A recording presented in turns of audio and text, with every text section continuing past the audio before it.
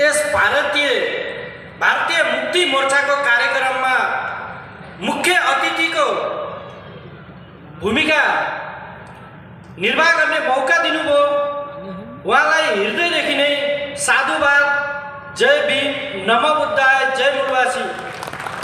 सबसे पहले मेरे भारत के जितने भी ओबीसी, एससी, एसटी और मूलवासी कम्युनिटी को नेपाल के मिशन अम्बेडकर नेपाल और नेपाल बौद्ध अम्बेडकर महासभा के तरफ से और इसी मंच के तरफ से मैं हार्दिक नमन और साधुवाद कहना चाहता हूँ। सबसे पहले तो मुझे यह अवसर देने के लिए आज बिलास करात साहब कुछ महीने पहले नेपाल गए थे और हमसे मिले थे, उनका संपर्क हमसे हुआ था।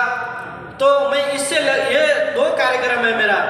एक कार्यक्रम बिलास करात साहब ने बौद्ध गया में रखा था और आज मैं इस मंच पर इसलिए हूँ कि बाबा साहब का संविधान ना होता तो मैं यहाँ नहीं आ पाता। बाबा साहब का बच्चा नेपाल में भी एक बच्चा है, नेपाल में भी बाबा साहब का कारवां को आगे बढ़ा रहा है। इस कारवां को जैसा कि नेपाल भारत के आरएसएस लोग पूरा वर्ल्ड में जहाँ हिंदुज़म और आरएसएस को हर एक रूप से हेल्प करते, उस तरह से अभी हमारी को हेल्प करने के लिए डॉक्टर बिलास करात साहब खड़े हो गए हमारे पीछे। और हमारे मिशन जल्दी ही नेपाल में सक्सेस होगी। और नेपाल में शिवसेना जाती है, आरएसएस जाता है, कम्युनिज्म जाता है और बाबा साहब अम्बेडकर का और मूलवासी बहुजनों का कोई लिटरेचर, कोई दार्शनिक लेने वाला अब तक कोई भी आदमी नहीं था। तो हमने जानबूझकर ये जातीय विभेद और अत्याचार के खिलाफ के एक ही जरिया देखा, वो है अम्बेडकरवाद। अम्बेडकरवाद नेपाल में आज हम कंटिन्यू जन व्यक्ति पर पहुंचा रहे हैं। और वहाँ के सिचुएशन इस तरह से है, यहाँ पहले की मटकी बांधते थे और चलने के लिए उनको जब थूकना पड़ता था तो मटकी में थूकते थे और पीछे से झाड़ू बांधते थे। इसी तरह का हालत आज भी नेपाल में है। मैं ये जानकारी देना चाहता हूँ आपको, नेपाल में अभी भी लोकतंत्र गणतंत्र के नाम पर से लेकर 10 वहाँ पूर्ण रूप से 80% मनुस्मृति लागू है। तो कल इसी मनुस्मृति के बारे में और राष्ट्रीय अध्यक्ष वामन मेश्राम साहब से मैंने बात रखी थी, तो इसके बारे में मैंने लाइव किया था। नेपाल गवर्नमेंट ने मेरा फेसबुक ही बंद कर दिया कल से, क्योंकि फेसबुक लाइव से उनको पता चलता है कि समाज सोशल मूवमेंट से कितना जाग रहा है। तो और कल पत्रकार के रूप से भी पत्रकार लोगों ने भी बहुत बड़ी बात कह दी थी। मुझे तो इतनी खुशी हो रही है कि आज कम से कम यहाँ के अपने मूल निवासी लोगों को आवाज उठाने के लिए इतने यूट्यूबर है। नेपाल में तो वो भी नहीं है, नेपाल में तो केवल ब्राह्मण बात का पत्रकार है और राजनीतिक दलों का पत्रकार है। वो कभी भी वहाँ नेपाल में के संविधान में दलित का संशोधन किया है। यहाँ दलित बोला तो उसको गाली बोलते हैं। नेपाल में दलित शब्द का एकदम तेजी से, रफ्तार से उसका संविधान से ही ब्राह्मणों से भारत पालन पोषण उसको संरक्षण दिया है। तो नेपाल के जो एससी समाज है, एससी कम्युनिटी है, उसको अभी कुछ दिन पहले मैं रास्ते में आ रहा था नेपाल से, तो वहाँ के मुझे मेरे एससी कम्युनिटी ने बताया कि हमारे यहाँ आदमी गुजर गया है, उसको रास्ते से लेने नहीं दे रहे हैं। तो रास्ते में आते आते मैंने वहाँ का हमारा सीडीओ और डीएसपी को फोन किया। मैंने बोला आप इसको अच्छी तरह से देखिए, नहीं तो जातीय द्वंद्व चाहते हैं तो वो भी हम करने के लिए तैयार हैं। आप कमजोर मत समझिए, क्योंकि अभी हम नेपाल में नहीं रहे अकेले, हम वर्ल्ड में है। हमारे भाई, हमारे सहयोग करने वाले लोग वर्ल्ड से बोलेंगे तुम्हारा मनुवादी राज्य सत्ता और तुम्हारा ये मनुवादी संविधान को जल्दी ही हम चेंज करेंगे, जल्दी ही संशोधन करेंगे। इसके लिए अगर पुलिस प्रशासन और संवैधानिक रूप से आप एक्शन नहीं लेंगे तो हम लेंगे करने का, तो उसके आधा घंटे के अंदर उन्होंने एक्शन लिया। तो इसी तरह कुछ समय पहले एक और जब हमारे देश मिले और जब में रुकुम जिला है जो वहाँ माओवादी का लड़ाई वहीं से शुरू हुआ था, जो अभी की सरकार में पुष्पकमल दाहाल प्रधानमंत्री प्रचंड है, तो उन्होंने उनके जिले में एक नवराज विश्वकर्मा लगा के 6 जन अभी भी एक ठाकुर लड़की से प्यार करते थे, की कमी नहीं। तो उनने शादी के जब कोविड चल रहा था, अभी से मुझे लग रहा है 3 साल हुआ है, इस आंदोलन को सपोर्ट 3 साल में कोविड का सोसाइटी जिसे कहा जाता है, हम जिस समाज से आए रफ्तार एकदम तेजी से था। नैतिक तो उसी समय में उसी समय में नवराज बीका लगाकर सहयोग 6 जन की विभत्स हत्या कर उनको बांधकर नदी में फेंका गया। ये अब जिस प्रकार इस मुद्दे को हमने तेजी से उठाया। अभी 3 साल के बाद रुकुम जिला अदालत ने 23 जन को जन्म कैद, 2 जन को 2 साल की जातीय विभेद के अनुसार 2 साल की सजा सुनाई है। तो इसी माध्यम से वहां के राज्य सत्ता में जो कम्युनिस्ट के आंदोलन करते हुए वहां के एक प्रतिनिधि है जनार्दन शर्मा, जो नेपाल के गृह मंत्री भी रह चुके हैं, उन्होंने कहा ये मारा नहीं गया है, ये खुद के मर के नदी में गिर गया है। तो इसी तरह से और वहाँ यहाँ तो मुझे शायद बाबा साहब के संविधान से सब लोग को शिक्षा, नौकरी और हर एक चीज मिल गई है। तो नेपाल में तो अभी जब शिक्षा पढ़ने के लिए बच्चे विद्यार्थी लोग शहर में चले जाते हैं, उनको रूम तक नहीं मिलता है, रूम की बंदेज है, रूम नहीं दिया जाता है उनको। जब जात पता चलता है, जात छुपा कर लोग रूम लेते हैं, जब जात का पता चलता है तो उनको रूम से निकाला जाता है।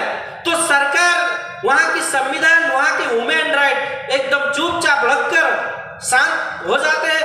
और ये आंदोलन अभी इंटरनेशनल रूप से अब तक बोलने वाला, उठाने वाला कोई भी नहीं था। ये माहौल मुझे, ये सौभाग्य की बात है, मुझे डॉक्टर विलास खरात साहब ने दिया है। और नेपाल में, मैं नेपाल भारत के बारे में आपको, भारत का जो संविधान है उसी संविधान से बाबा साहब ने जो संविधान लिखा है, आज भारत और नेपाल का संबंध वही भाईचारा का संबंध है। नेपाल में भी अभी लोकतंत्र गणतंत्र आया हुआ ज्यादा नहीं हुआ है, 15-20 साल हो रहा है। तो अभी वहां नहीं लोकतंत्र गणतंत्र डराता है, लोकतंत्र के गणतंत्र के खिलाफ लोग लगे हैं। अभी यहाँ राजा चाहिए हमको, और गणतंत्र के ऊपर धर्मनिरपेक्षता के ऊपर दावा बोल रहा है। इसके ऊपर यहाँ के बड़े बड़े राइटर्स, यहाँ के बड़े बड़े पत्रकार, बड़े बड़े लीडर, विलास खरात साहब, वामन मेश्राम साहब और बहुत सारे अपने बहुजन कम्युनिटी के नायक को बोलना होगा। और इस विषय पे भी आप लोग, भारत में भी है, भारत में भी लोकतंत्र, गणतंत्र, और भारत में बाबा साहब के, हमारे संविधान खतरे में है।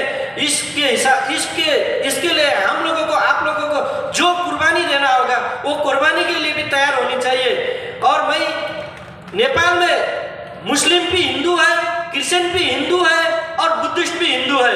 वहाँ मुस्लिम में भी कोई फर्क नहीं, हिंदू क्रिश्चियन में भी कोई फर्क नहीं, बुद्धिस्ट में भी कोई फर्क नहीं, सबको एक ही जरिया से सब वही हिंदुज़म को मानते हैं। मुस्लिम भी वही टीका लगाता है, होली खेलता है, और क्रिश्चियन भी वही होली खेलता है, दशहरा मनाता है, बलि देता है।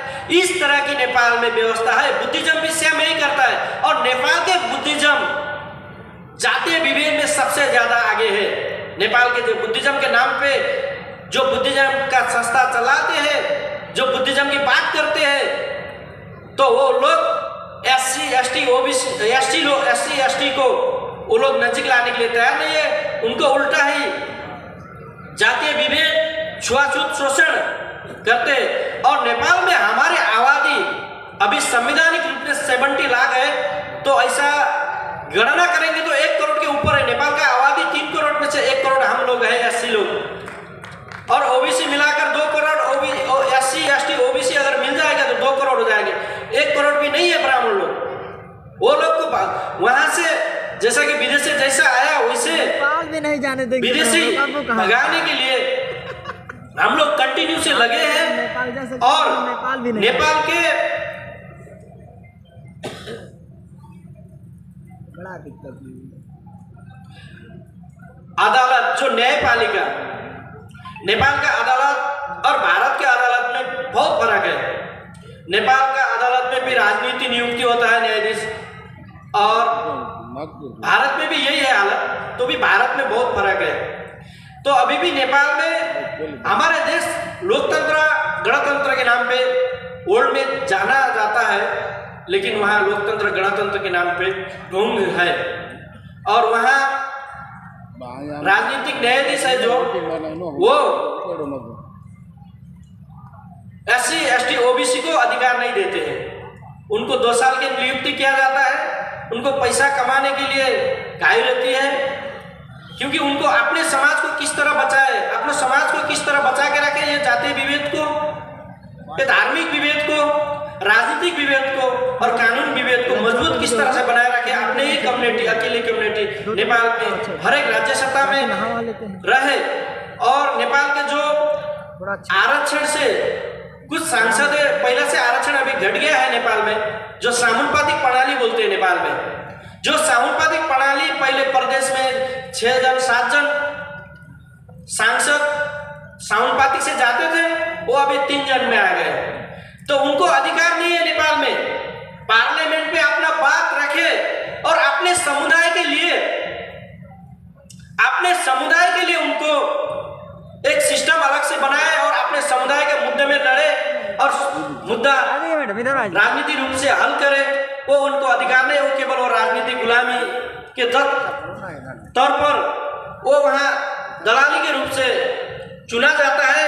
और नेपाल में जो कम्युनिज्म और ये कांग्रेस के जो लोग हैं, कांग्रेस नहीं चाहिए, कम्युनिस्ट चाहिए, कम्युनिस्ट नहीं चाहिए, कांग्रेस चाहिए, इस तरह का जो नेपाल में हर एक दिन जातीय विभेद के नाम पर, धार्मिक विभेद के नाम पर यहाँ के जितने भी, इससे पहले लुम्बिनी में एक बहुत बड़ा, यहाँ से कोई एक बाबा गया था बनारस से, मुरली